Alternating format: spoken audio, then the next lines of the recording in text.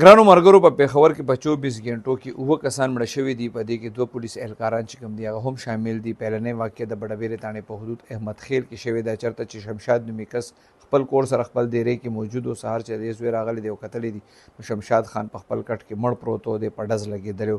دویم واقع چې کوم دغه د ټاون تاڼې په حدود ابدره کې شوې ده. دلته واحد نومي کس چې کوم دی واحد ولد جهانګیر دا قتل شوی دی. د قتل دعوه د پرور ممریز باندې شوې ده، وجه زباني تکرار دی.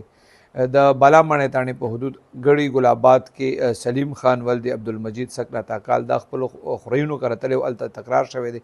دوه خورینه لګې شوي دي، د سلیم یې وجلی دی.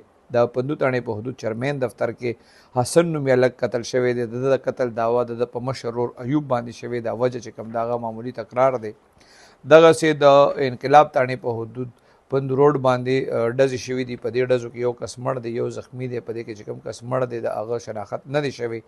دغسې بل واقع چې کوم د هغه یو پولیس اهلکار چې کوم دی هغه وفات شوی دی. د سیکیورټي ډیویژن کانسټیبل د الیاس په سیکریټ کې ډیوټي وه او هارټ اټیک دته شوی دی، مړ دی. دغسې د ټریفک پولیس اهلکار چې کوم دی نو هغه په اشنغرۍ کې ډیوټي وه.